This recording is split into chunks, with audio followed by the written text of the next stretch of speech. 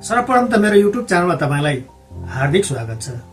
मित्र, यतिखेर तपाईँ कहाँ हुनुहुन्छ, कस्तो अवस्थामा हुनुहुन्छ, जे जस्तो अवस्थामा रहे तापनि तपाईँ हाँसिरहनुहोला, खुसी रहनुहोला भन्ने शुभकामना दिन चाहन्छु। यदि च्यानलमा नयाँ हुनुहुन्छ भने च्यानललाई सब्स्क्राइब गरिदिनुहोला। त्यसैगरी भिडियोलाई एक लाइक र एक कमेन्ट पनि गरिदिनुहोला। तपाईको एक लाइक र एक कमेन्ट मेरो लागि मार्गदर्शन हुनेछ। यति भन्दै म आफ्नो भिडियोलाई सुरुवात गर्न गइरहेको छु, तपाईँ भने हेर्दै गर्नुहोला।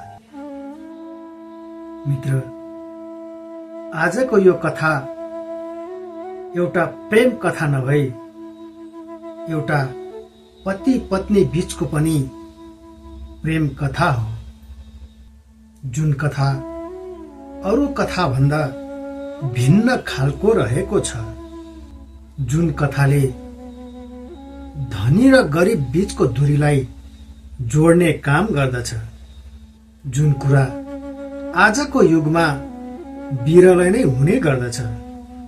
त्यसैले कथालाई अन्तिम समयसम्म सुन्ने प्रयास अवश्य गरिदिनुहोला। मित्र,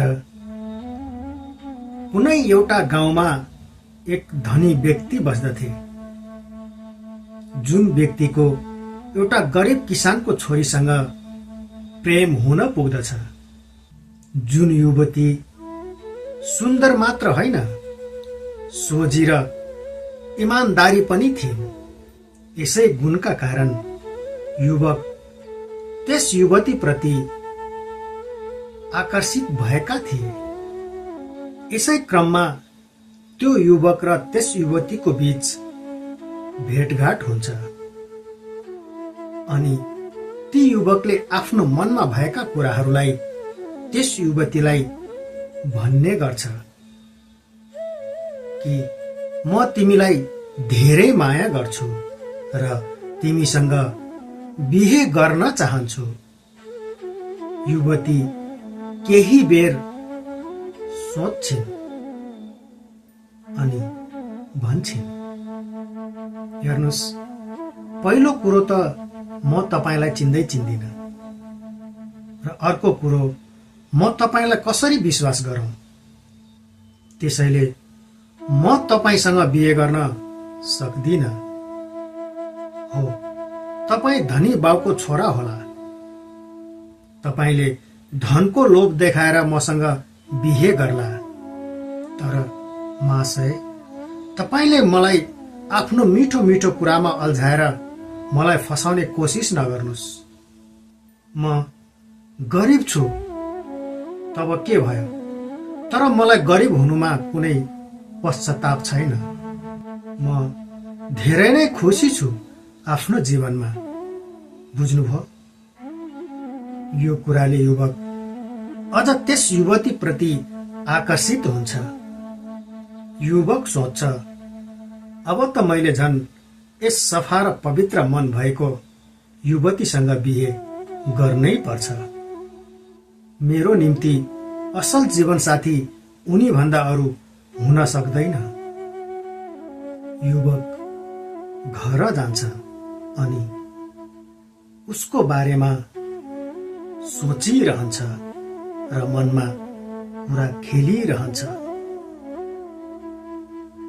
यसै क्रममा त्यो युवक त्यो युवतीको घरमा जान्छ अनि उसको बाबुआमालाई भेटाउँछन् अनि आफूले उसलाई मन परेको र धेरै माया गरेको कुरा भन्छ। अनि युवक भन्छ, यदि तपाईहरू राजी हुनुहुन्छ भने म तपाईको छोरीसँग बिहे गर्न तयार छु। त्यसैले एकपटक तपाईले आफ्नो छोरीलाई पनि भनिदिनुहोला। युवतीको बाबाले भन्छ, तपाईँ धनी बाउको छोरा हुनुहुन्छ, तपाईँ हामी जस्तो गरिबको घरमा आएर तपाईको छोरीसँग बिहे गर्छु भन्ने कुरा यो समाजले भोलि थाहा पाए के होला र हाम्रो बारेमा के सोच्लान्। तपाईलाई त केही फरक नपर्ला, तर हामीलाई धेरै नै फरक पर्छ नि, हैन र? युवक भन्छ, तपाईहरू चिन्ता नलिनुहोस्, म छु, तपाईहरूलाई कसैले केही भन्ने छैन। युवक युवतीको बाबा आमालाई विश्वस्त पारेर बिहे गर्ने बाचाका साथ त्यहाँबाट घरतिर जान्छ। यता युवती मानिरहेको हुँदैन, तर बाआमाले जसरी भए पनि सम्झाइ बुझाइ गर्छन् र बिहे गर्न ती युवती राजी हुन्छन्। केही समयपछि दुवैजनाको बिहे हुन्छ। युवक त्यस युवतीलाई पाएर धेरै नै खुसी थिए। युवक आफ्नो पतिलाई धेरै नै माया गर्न थाल्छ। यसरी उनीहरूको दाम्पत्य जीवन खुसियालीका साथ बितिरहेका थिए। तर बिहे भएको केही महिनापछि युवतीलाई चर्म रोग लाग्छ, जसकारण युवती आफ्नो सुन्दरता बिस्तारै गुमाउँदै गइरहेकी थिइन्। अब युवतीलाई डरले सताउन थालिरहेको थियो। कतै मेरो सुन्दरताको कमीले मेरो पतिले मलाई छाडेर जाने त होइन।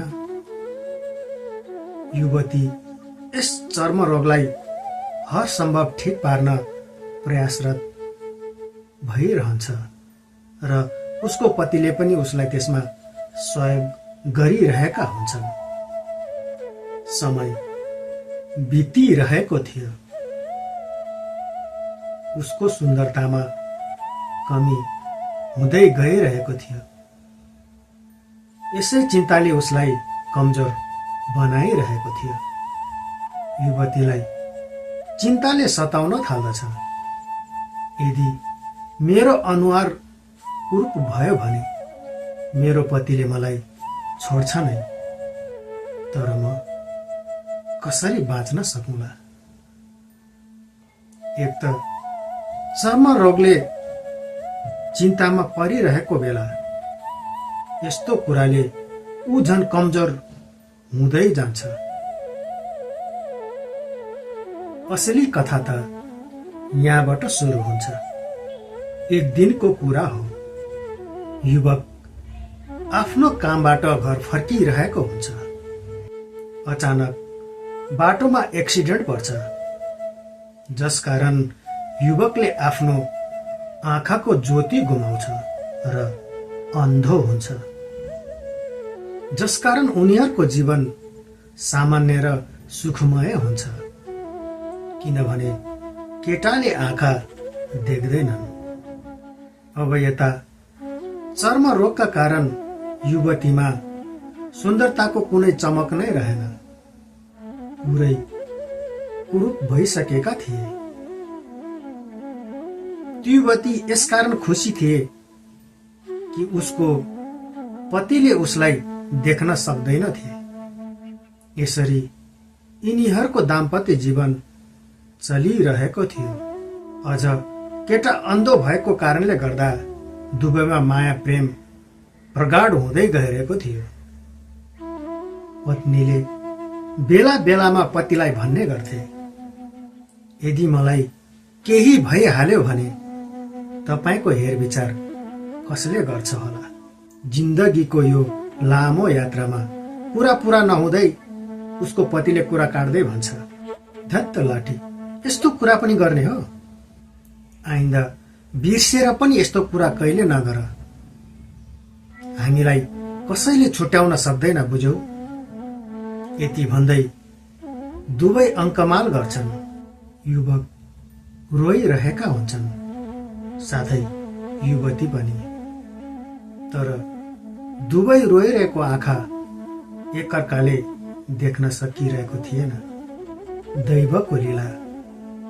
केही वर्षपछि त्यही चर्म रोगका कारण त्यस युवतीको मृत्यु हुन्छ। पत्नीको मृत्यु पश्चात युवक धेरै दुखी हुन्छन् अनि पत्नीको बिहेको कारण त्यो युवक यस ठाउँलाई छोडेर अन्त कतै जाने चाँजो पाँजो मिलाइरहेका हुन्छन्।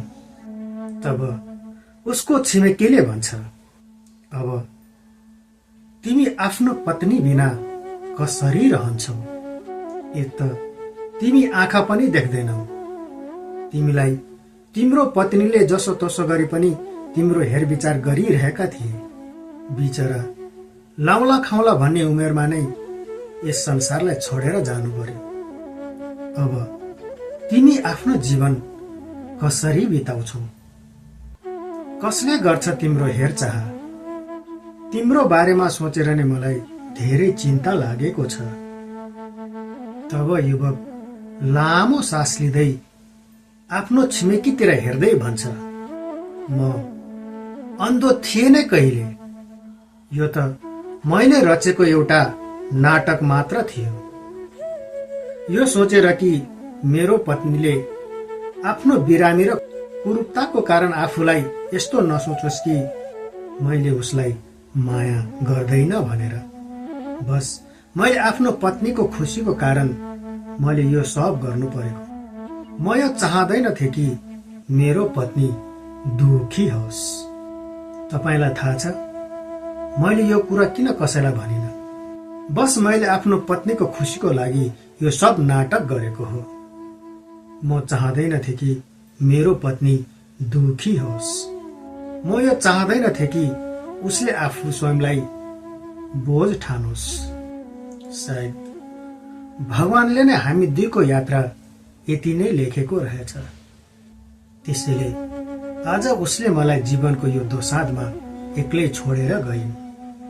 सरू, तिम्रो आत्माले शान्ति पाओस् र तिम्रो स्वर्गमा बास होस्। यो कुरा सुनेर छिमेकीको आँखामा आँसु आउँछ अनि भन्छ, तिमी धन्य छौ। अनि युवक त्यहाँबाट उठेर जान्छ। मित्र, यो कथा तपाईलाई कस्तो लाग्यो? राम्रो लागे लाइक, कमेन्ट र च्यानललाई सब्स्क्राइब गर्न नभुल्नुहोला। आजको भिडियोमा यति नै। अर्को भिडियोमा तपाईँ र मेरो भेट पक्कै हुनेछ। तपाईको बाँकी पल शुभ रहोस्। हस्त नमस्कार।